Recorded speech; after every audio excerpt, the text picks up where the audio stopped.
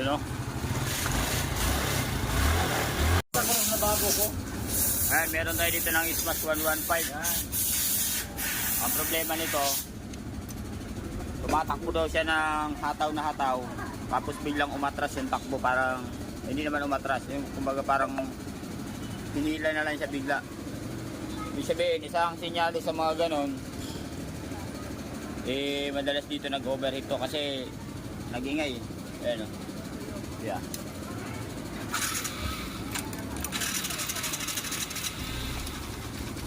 Ayan. Ayan talaga.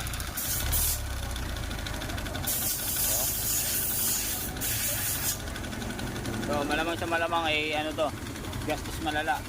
Kasi isa sa mga napansin ko dito mga master ay walang tumatalsik na langis dito. Ayan. Wala langis na pumapasok sa head. Pati dito tuyong-tuyo.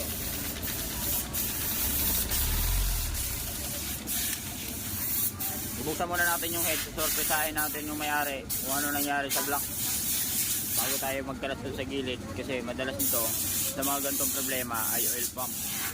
Pero bubuksan muna natin yung head kasi malamang sa malamang tinamaan to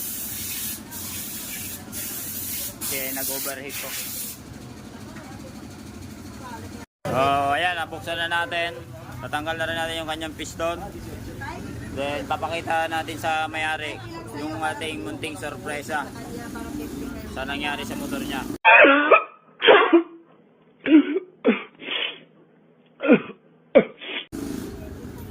So ito yung pinakaunang surprise. Ayan. Kunti lang naman.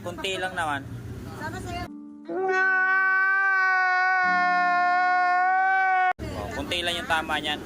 Kunti lang na mabutas. Ayan o.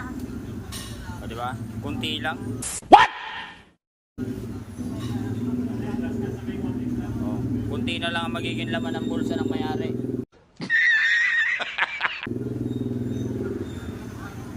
Yan ang problema.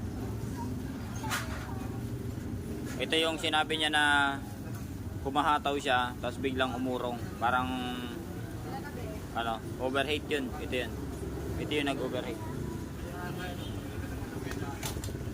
So ayan, papakita na natin sa may-ari yung surprise. Tatawagan muna natin. So ayan, palit block. Tapos check natin yung langis. Ano yung CCM mo?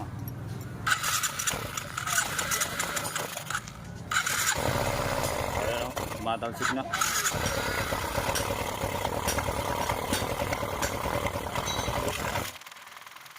Ayan, goods na yan.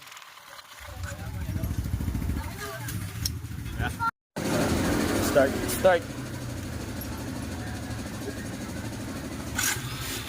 Ayan o. Tahimik na.